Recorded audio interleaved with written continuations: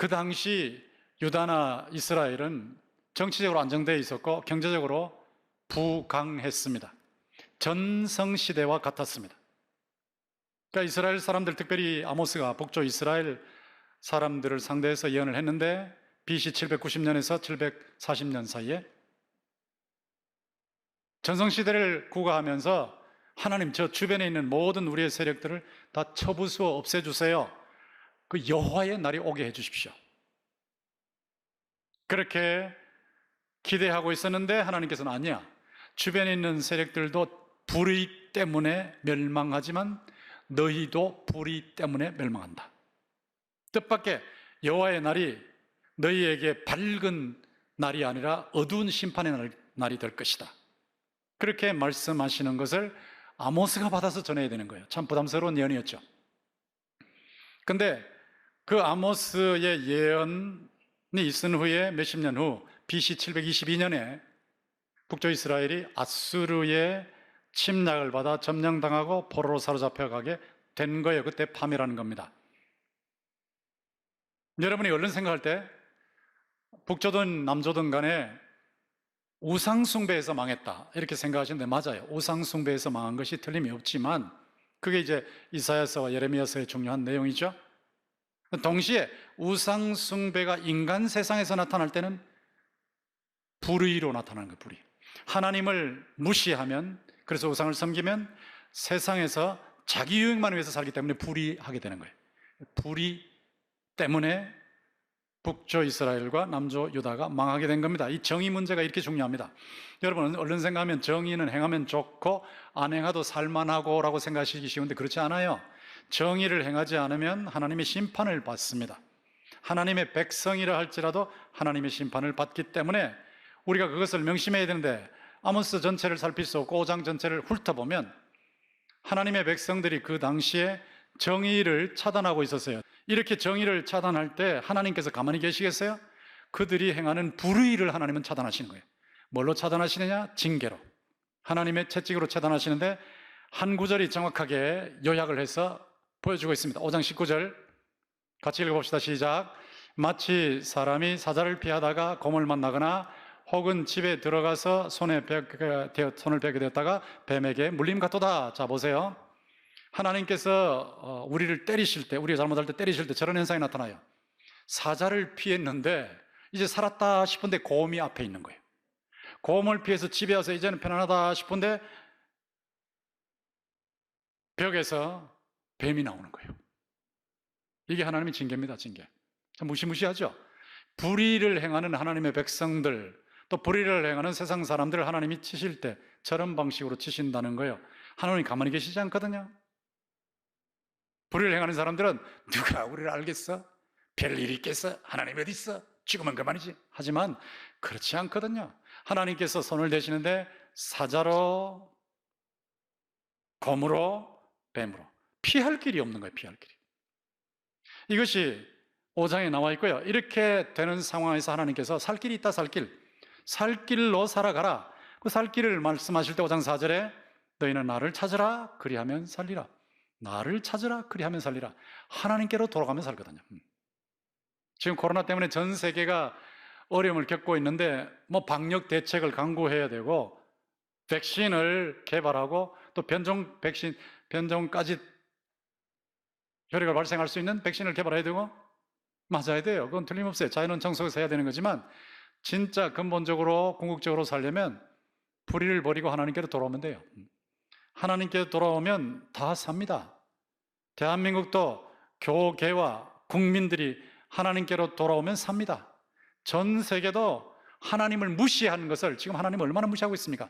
하나님을 무시한 것을 회개하고 불의를 회개하고 하나님께 돌아오면 살아요. 너희는 나를 찾으라 그리하면 살리라. 하나님을 찾으면 살아요. 근데 하나님을 찾는다 그럴 때 자꾸 오해를 한단 말이죠. 어떻게 오해를 하느냐 하면 예배만 드린 줄로 생각해요. 21절 보세요. 내가 너희 절기들을 미워하며 멸시하며 너희 성회들을 기뻐하지 아니하나니 너희가 내게 번제나 소제를 드릴지라도 내가 받지 아니할 것이요 너희의 살찐 희생의 화목제도 내가 돌아보지 아니하리라. 자꾸 제사만 지낸 줄로 하면 되는 줄 안단 말이에요. 바깥에서 나쁜 짓 다 하고 불신자들하고 똑같이 살다가 교회에 와서 예배만 드리면 다 되는 줄로. 이거는 안 됩니다. 커닝을 해가지고 잡혔는데 책임을 물으려고 하니까 저 금식하는 중인데요. 금식하는 중이에요. 이렇게 대답하는 거예요. 자, 커닝한 것을 금식으로 깝수려고 하는 거예요. 깝수려고. 하나님이 그렇게 어리석은 분일까요? 불의는 불이거든요. 커닝은 커닝이에요. 커닝은 커닝으로 다스려야 되는 거예요. 그런데 그걸 가지고 금식하니까 하나님 봐주실 것이다. 바깥에서 나쁜 짓 많이 하고 나서 오늘 예배 드리니까 봐주실 것이다. 안 되거든요. 불의는 불의대로 끊어야 되는 거예요. 끊어야 되는 거고, 하나님을 예배하는 거는 또 정의로운 예배를 드려야 되거든요. 정의로운 예배. 완벽한 사람은 없지만 그래도 회개하면서 예배를 드려야 하나님께서 그 예배를 받으시는 겁니다. 그렇기 때문에 하나님께로 돌아오라는 것을 단순히 종교 행위로 오해하시면 안 돼요. 하나님을 섬기는 것을 당연히 포함하고 있지만 바르게 돌아와야 되는데, 바르게 돌아오는 것이 5장 24절이에요. 5장 24절 보십시오. 같이 읽읍시다. 시작. 오직 정의를 물같이 공의를 마르지 않는 강같이 흐르게 할지어다. 계곡이 이렇게 되는데 이게 밑으로 내려갈 때 가파르게 내려가고 있으니까, 또 돌들이 많으니까, 바위돌들이 많으니까 막 부딪히면서 콱콱 내려가는 거예요. 정의가 그렇게 흐르게 하라는 거예요. 지금 우리가 사는 세상은 호수가 아니거든요. 잔잔한 호수가 아니거든요. 불의의 바위돌들이 엄청 많은 이런 계곡의 노한 강 같거든. 그런데 이런 상황 속에서 정의가 물같이, 공의가 마르지 않는 강물같이 콸콸콸콸 흘러가게 하라. 이게 사는 길이라는 거예요. 사는 길. 이렇게 해야 산다. 자, 이랬을 때 여기까지만 들으시면 여러분 구체적으로 이해하실 수가 없어요. 조금 더 나가야 이해가 되는데, 제가 이 아모스 5장의 말씀과 아모스 전체의 정의를 전체적으로 보면 어떻게 되겠는가 하고 지난주 설교한 것과 연결시켜 보니까 다 잡히더라고요. 자유와 책임이다라고 할 때, 이 성경에 자유와 책임이 나오느냐? 예, 본문에 나왔죠. 자유가 어떤 게 자유입니까? 진실을 진실로 말할 수 있는 게 자유예요. 정직하게 말할 수 있는 자유예요. 그게 언론의 자유죠. 사상의 자유죠. 진실을 말할 수 있는 거. 억압이 아니라 진실을 말할 수 있는 게 자유란 말이에요. 자유. 예수께서 재림하시면 최종 보복을 하시고 최종 구원의 회복을 하시는데, 그렇게 되면 하나님의 나라가 완성되는 거고, 저와 여러분은 그 완성된 하나님의 나라에서 정의가 지배하고 사랑이 지배하고 축복이 지배하는 그 나라에서 영원히 지복을 누릴 줄 믿습니다. 이게 정의란 말이에요. 정의. 자, 책임이라 그랬죠. 전가가 아니라 책임이다. 전가라는 게 자꾸 떠넘기는 거예요. 영어 보세요. 스케이프고팅. 희생자를 만들어가지고, 희생양을 만들어가지고 거기다 덮어 씌워버린. 계속 부인하다가 나중에 어쩔 수 없으면 깃털에다 다 덮어 씌워버리고, 몸통은 도망가버리고. 스케이프고팅. 이 전가예요, 전가. 이 전가는 정의가 아니고 불의입니다. 책임을 지는 것이 이게 정의죠, 정의. 책임을 질 때는 자기가 하는 것에 책임을 져야 돼요. 자, 정권이 있으면 정권을 가지고 바로 사용해서 국민의 생명과 재산을 보호해야죠. 저 같은 사람은 이 말씀을 바로 전해서 여러분들이 영적으로 늘 성숙하고 하나님 앞에 바로 살면서 복받게 해야죠. 이게 제 책임이에요. 제가 여기에서 여러분 듣기 좋은 소리만 한다면 저는 책임을 감당 안 하는 겁니다. 아부하는 거죠. 저는 아부꾼이 되고 싶지 않아요. 성경대로 전하고 싶지. 책임이에요, 책임. 여러분 각자에게도 책임이 있어요. 가족 구성원에도 책임 다 있잖아요. 근데 이 책임이 정의입니다. 책임 안 지면 불입니다, 불이. 어느 정도 책임이 있느냐를 따질 때는 저걸 가지고 따지는 거예요. 규범적으로 옳고 그러냐 일단 따져야죠. 규범적으로 옳고 그러냐 따지는 거예요. 아이가 잘못했을 때 규범적으로 옳으냐 그러냐 분명히 따져야죠. 그러나 상황을 봐야죠. 아이가 잘못할 때 어떤 형편에서 그랬냐는 거, 어떤 형편에서. 아빠는 늘 가서 술이나 퍼마시고 돈을 안 벌어오고 와서 막 쌍욕을 해버리고, 그리고 부엌을 던지고, 엄마는 이혼하자고 소리를 질러대고. 자, 이 상황이, 이런 상황에서 아이가 잘못된 일을 할 때에 아이는 분명히 아이의 책임이 있는 거예요. 아이의 책임이 있지만 그래도 상황이 굉장히 어렵지 않습니까? 분명히 그걸 봐야 되잖아요. 그럴 때 그 아이의 책임에 대해서 가정의 책임, 부모의 책임이 뭐예요? 그 상황 속에서 부모가 책임을 질 부분이 너무 많아요. 부모가 폭행을 했잖아요. 폭언을 했잖아요. 좋지 않은 교육을 시켰잖아요. 아이를 잘못된 인격으로 만들었지 않습니까? 그 책임이 분명히 있지 않습니까? 교회로 왔을 때, 제가 잘못할 때 저와 가장 가까이서 저와 말씀을 나누시면서 교회 중요한 것을 결정하는 장로님들의 책임이 제일 커요. 제가 잘못했을 때 저의 책임이 1차고, 그 다음에 옆에서 장로님들이 그 다음 책임지는 거예요. 왜? 옆에서 말씀 드릴 수 있는 분이 장로님들인데 말을 안 하면 제가 잘못된 일을 하고 있는데 가만히 놔두는 거거든요. 그러니까 우리 장로님들은 말씀을 하시죠. 부드럽게 사랑으로 말씀하시니까 제가 예, 잘못했습니다, 고치겠습니다, 바로바로 고쳐버리죠. 그러니까 불의가 지배하지 못하는 목양을 하는 거예요. 얼마나 가까이 있는 사람이냐는 상황이잖아요. 상황. 청와대에 꼭대기 있는 사람이 잘못했는데요, 또 꼭대기 있는 사람이 잘못했으면 분명히 그 사람이 책임이에요. 근데 그 다음에 집단 책임으로 갈 때 누구의 책임이 제일 크냐? 비서실장의 책임이 제일 커요. 제일 가까이 있잖아요. 제일 가까이 있잖아요. 대통령님 그거 안 됩니다. 그건 막아야 됩니다. 이러면 다 망합니다. 이걸 그 사람이 말을 해야지. 누가 말할 거예요? 가까이 있는 사람 말을 해야지. 국민의 5천만 명 중에 한 사람이 거기서 말합니까? 5천만 명 중에 한 명은 국민으로서의 책임이죠. 국민으로서 막지 못한 책임이잖아. 비서실장은 바로 옆에 있는 사람을 막지 못한 책임이 있다고. 그러니까 책임이 달라지죠. 그래서 집단 책임을 따질 때는 저 세 가지를 가지고 관련성을 따지는 거예요. 관련성. 얼마나 밀접한 관련 속에 책임이 있느냐, 이렇게 따지는 거라고. 그게 집단 책임이에요. 이렇게 놓고 봤을 때 예수 그리스도를 우리가 모델로 늘 삼고 있는데, 예수 그리스도를 보시라고. 예수 그리스도께서 모든 것으로부터 자유로우시고 모든 사람들로부터, 인격자로부터 자유로우신 분이신데, 그 자유를 가지고 얼마나 책임을 지셨냐? 자기가 책임 안 져야 할 부분까지 책임지신 거예요. 자신이 죄를 안 지으셨는데 그 부분까지 책임을 지셔서 저와 여러분을 구원하시는데 그 자유를 내놓으셨거든요. 그걸 사용하셨거든요. 그렇게 책임을 지셨거든요. 이분이 모델이세요. 규범적으로도 완벽하게 하셨고, 상황적으로도 이 땅에 오셔서 완벽하게, 그 다음에 실존적으로 봤을 때 우리의 삶과 실제로 연결되도록 작업을 하셨기 때문에, 이 예수 그리스도를 모델로 삼고 우리가 자유와 책임을 질 때, 자유를 누리게 하고 책임을 지게 할 때 이게 정의가 이루어지는 겁니다. 그 다음에 아까 공평이라고 그랬죠. 공평 부분으로 갔을 때 이걸 중앙에 놓고 제가 말씀을 드리는데, 레위기 19장 15절 같이 읽어봅시다. 시작. 너희는 재판할 때에 불의를 행하지 말며 가난한 자의 편을 들지 말며 세력 있는 자라고 두둔하지 말고 공의로 사람을 재판을 치니라. 자, 재판 그러면 유전, 무죄, 무전, 유죄 이렇게 나오잖아요. 돈 있으면 죄가 없고 돈 없으면 죄가 있다. 이거는 공평하지 않은 거죠. 공평은 그런 거 아닙니다. 공평은 돈이 있으나 없으나 똑같아야 돼요. 저기 보세요. 가난한 사람의 편드는 재판하지 말래요. 부자의 편드는 재판하지 말래요. 대체적으로 재판은 부자의 편을 들 수 있는데, 부자의 편도 들지 말아야 되지만 가난한 자의 편도 들지 말라는 거예요. 공평하게 하라는 거예요. 공평하게. 왜 공평하게 해야 되느냐? 하나님께서 인간을 창조하실 때 그렇게 창조하셨습니다. 뭘로 창조하시는데? 할 때 하나님 형상으로, 하나님 닮은 꼴로, 똑같이 하나님 닮은 꼴로, 똑같이 하나님 닮은 꼴로 공평하게 창조하셨어요.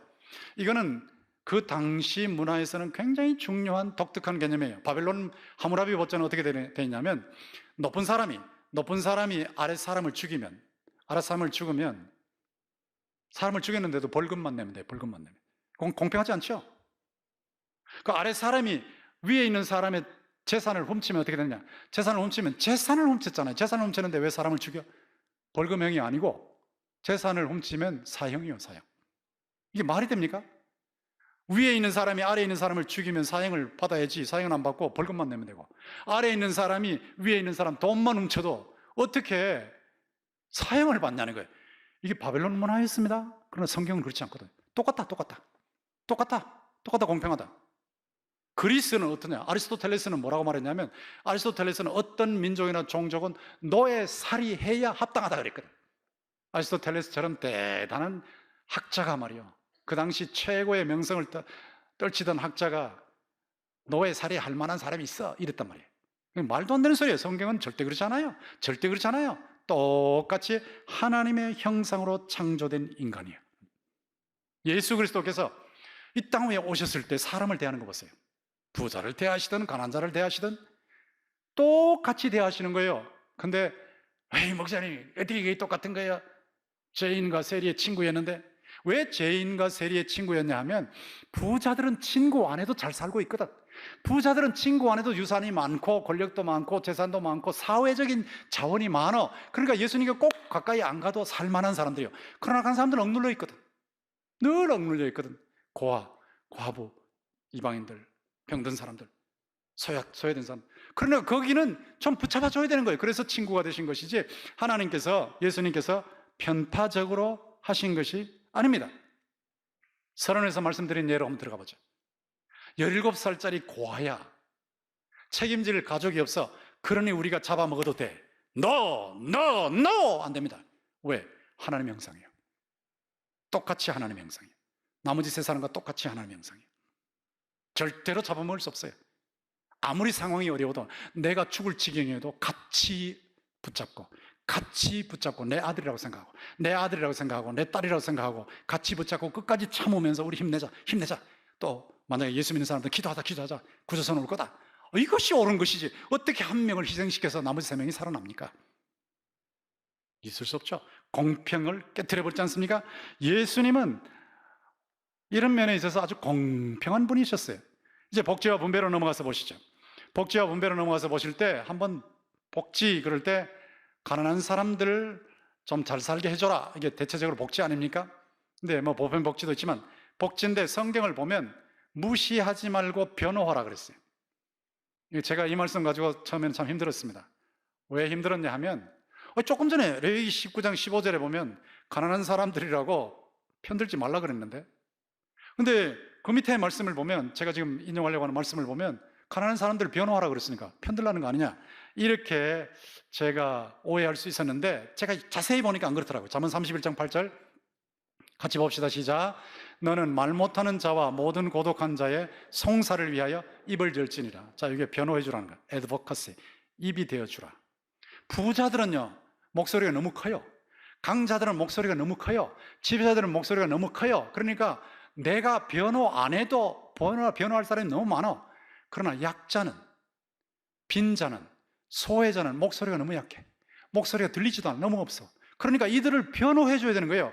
대한민국에도 국선 변호인 있잖아요. 변호를 해줘야 같이 올라온다, 같이. 그러니까 변호해줘야 같이 공평하게 된단 말이에요. 하나님께서 가난한 자 편들려고 하신 거 아닙니다. 오해하지 마세요. 편을 들면 안 돼요. 편드는 게 아니고, 편들면 어디로 가느냐? 편들면 편을 갈라버려요. 편을 가르면 내 편과 네 편이 되는 거예요. 내 편은 아무리 잘못해도 잘못이 없고, 네 편은 아무리 잘못 안 해도 잘못이 있고, 이렇게 돼버린단 말이에요. 편 들면 편 가르기로 갑니다. 편 가르기가 심하면 계급투쟁으로 갑니다. 그게 공산주의입니다. 절대 안 됩니다. 절대. 편 들지 말라는 거예요. 공평하게 하라는 거예요. 근데 이쪽에는 목소리를 못 내니까 목소리를 대신 좀 내줘서 올라오게 해라. 올라오게 해서 공평하게 다루라. 그래야 골고루 복지 누린다. 골고루 잘 살게 된다. 그러니까 무시하지 말고 변호해라. 누가 내 목소리가 필요한지를 살펴보란 말이에요. 내 목소리 안 해도 자기 목소리 크게 내는 사람 목소리 대줄 필요가 없잖아요.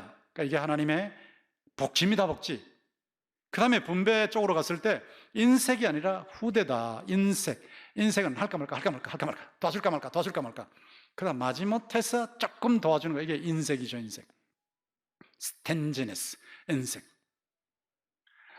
가다가 노숙자를 봤는데 예수님의 말씀을 생각하면 도와줘야 되는데 저쪽으로 갔다 돌아왔다가 또 주머니 좀 들쳐봤다가 도와줄까 말까 그러다가 조금 딱 갖다 주고 막 기분은 살짝 좋은데 또 한쪽으로는 좀 그렇기도 하고. 저 인색이죠. 인색. 안 하는 것보다는 낫지만 그 인색이죠. 인색하게 하지, 분배하지 말고 후대를 해라. 후대. 참 넉넉하게 해라. 넉넉하게. 구약의 이삭남기라 그랬죠. 이삭남기는 게 뭔지 아십니까? 저도 고향이 농촌이니까 이삭 잘 알거든요. 이삭 줍는다. 고향 농촌에 이삭 주우러 가도 별로 없어요. 왜 없을까요? 안 남기니까. 그걸 생각하면서 이삭 남겨라, 이삭 주우라 이렇게 이해하면 안 됩니다. 구약에서 이삭 남기라는 것은 아예 논이나 밭에 가장자리는 손대지 말라는 거예요. 가난한 사람들을 위해서, 약자들을 위해서, 소외자들을 위해서 그냥 낯을 대지 말래요. 그냥 그들에게 주라는 거예요. 먹고 살게 하라는 거예요. 그러니까 룻이 나가서 이삭을 주었지만 심호하고 먹고 사는 거예요. 그만큼 주라는 거예요. 그만큼 후대하라는 거예요. 후대. 일부러라도 남기란 말이에요. 뒤에 누가 오면 가난한 사람은 일부러라도 남겨놓으라는 거예요. 남겨놓으라. 그게 구약이에요. 11조가 뭡니까? 11조가 레위인 돕고 가난한 사람 돕고 행사하고 이거죠. 가난한 사람 돕는 거예요. 11조.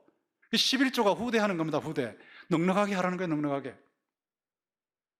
안식년이 뭐예요? 안식년이 되면 빚을 다 탕감해줘요. 빚. 여러분 보세요. 7년 만에 한 번씩 빚을 다 탕감해줘 버려요. 그러면 가난한 사람도 살 수 있잖아요. 그렇게 하라는 거예요. 그게 후대입니다. 희년은 뭐냐? 희년은 50년 만에 한 번씩은 땅도 다 돌려주라는 거예요. 분명히 자기 걸로 샀어요. 자기 땅으로 다 사는데 본 주인에게 다 돌려주라는 거예요. 땅도 돌려주라는 거예요. 또 이렇게 놓고 보면요, 아무리 가난해도 이스라엘 사람은, 하나님의 말씀대로면 이스라엘 사람들은 평생에 한 번은 재출발할 수 있어요. 자기 땅까지 다 도로 찾으니까. 자, 이렇게 말씀드리면 바로 여러분이 공산주의 아닌가 이제 이렇게 나오기 쉬운데, 성경을 보세요. 도둑질 하지 말라 그랬죠. 도둑질 하지 말라는 말은 사유재산 제도를 인정한다는 뜻이에요. 공산주의는 사유재산 제도 인정 안 해요. 국가가 전체주의적으로 독재를 행해라, 없어요. 성경에 전혀 없어요. 국가 전체주의 독재 없어요. 부의 평준화해라, 전부 나눠버려라, 없습니다. 절대 없습니다. 여러분 보세요. 부자는 부자들이 있어요. 가난한 사람은 가난한 사람들이 있어요. 성경을 보세요. 그러나 부자가 허리가 휘일 정도로 도와주라는, 가난한 사람 허리가 휘일 정도로 도와주라고. 욥의 경우는 가난한 사람을 막 삼켜서 이빨로 물고 있는 사람이 있으면 하나님께, 욥은 그 이빨 물고 있는 그 사람이 이빨을 쳐내가지고 가난한 사람 구해줬다고 했어요. 그만큼. 그리고 자기 주변에 힘든 사람이 있으면 안 도와준 사람이 있냐? 없다고 그랬어요. 욥은. 그게 올바른 겁니다. 휘청할 정도로 남을 도와주라 그랬지, 절대로 빈부 차별이 없이 평준화해라, 없어요. 국유화해라, 없어요. 공유화해라, 없어요. 공산주의 아닙니다. 분명히 공산주의 아니에요. 그러면 무엇이냐? 사랑으로 나누라는 거예요. 사랑으로. 보통 나누고 그냥 인색하게 조금 나누고 했네 하지 말라는 거예요. 그러니 제가 이 말씀을 들으면 마음이 많이 아파요. 우리가 하고 있는 것도 뭐 우리 교회 예산 40%를 준다 그래도 너무너무 부족한 겁니다. 사실은 훨씬 더 많이 구줘야죠. 훨씬 더 많이 줘야죠. 저도 마찬가지고 여러분도 마찬가지고. 휘청할 정도로 도와줘라. 휘청할 정도로. 휘청할 정도로 도와줘라. 예수님이 어떻게 하셨습니까? 우주의 재산을 다 가지신 분이 다 내려놓으시고, 우주의 권력을 가지신 분이 다 내려놓으시고, 십자가에서 자신의 생명까지 주셨잖아요. 자신의 생명까지 주셨잖아요. 죄 때문에 고통을 당하는 우리를 잘 살게 하시려고, 영원히 살게 하시려고, 부활 생명을 누리게 하시려고, 지복을 누리게 하시려고. 이게 예수 그리스도의 모습이라고. 예수 그리스도의 모습. 인색이 아니라 후대. 교회가 예산을 짤 때 명심해야 됩니다. 여러분이 개인의 돈을 쓸 때 명심하셔야 된다. 교회에서 누가 어렵다 그러면요, 서로 나서서 도우려 그래요. 서로 나서서. 그래도 부족해요. 인색이 아니라 후대를 해라. 후대. 넉넉하게 도와줘라. 넉넉하게. 눈물 닦아줘라. 가슴앓이 하고 있는 사람의 등을 두들겨줘라. 구체적으로 도와줘라.